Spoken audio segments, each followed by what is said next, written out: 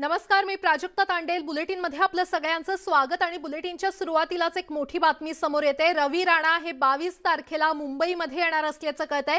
मातोश्रीवर हनुमान चालीसा म्हणण्यावर रवी राणा ठाम आहेत आणि त्याच पार्श्वभूमीवर 22 तारखेला ते मुंबईमध्ये धडकणार आहेत। मातोश्रीवर येऊन हनुमान चालीसा म्हणण्यावर रवी राणा ठाम असल्याचं कळतंय। या क्षणाची अतिशय मोठी बातमी आपण पाहतोय।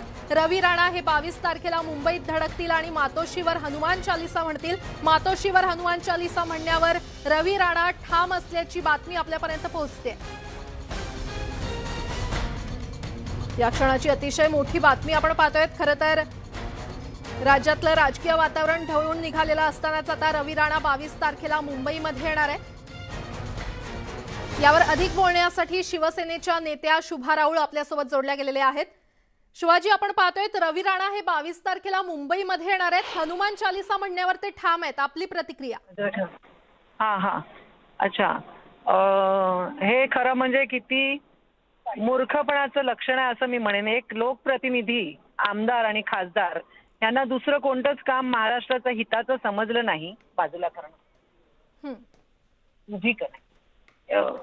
आणि आमदार असतात, खासदार असतात, ह्या लोकांना महाराष्ट्राचं हिताचं एखादा विकासाचं काम सुचलं नाही, त्यासाठी काही सूचना आणल्या असत्या किंवा अजून चांगलं कसं करता येईल महाराष्ट्र लावलंय त्याच्यानं कसं।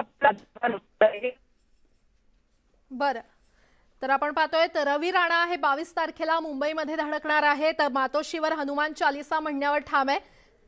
दरम्यान हे संपूर्ण मूर्खपणाचं काम असल्याचं शिवसेना नेत्या शुभा राऊळ यांनी नुकतंच म्हटलेलं आहे। रवी राणांनी एक प्रकारे मातोश्रीला आव्हान दिलंय। राणा आणि शिवसेनेतील संघर्ष आता पुन्हा एकदा वाढण्याची शक्यता आहे, कारण रवी राणा हे 22 तारखेला मुंबईमध्ये धडकतील।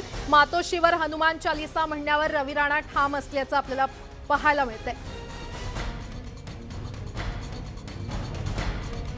या क्षणाची अतिशय मोठी बातमी आपण पाहतोय। मातोश्रीवर हनुमान चालीसा म्हणणार असल्याचं रवी राणा यांनी म्हटलेलं आहे। त्यासाठीच ते 22 तारखेला मुंबईमध्ये येणार आहेत। मातोश्रीवर हनुमान चालीसा म्हणण्यावर रवी राणा ठाम आहेत। अनेक कार्यकर्त्यांसह ते मुंबईमध्ये धडकणार आहेत। त्यामुळे आता राणा आणि शिवसेनेचा संघर्ष पुन्हा एकदा पेटण्याची शक्यता आहे। या क्षणाची अतिशय मोठी बातमी, 22 तारखेला रवी राणा हे मुंबईमध्ये धडकणार आहेत आणि मातोश्रीवर येऊन हनुमान चालीसा म्हणणार असल्याचं त्यांनी म्हटलंय।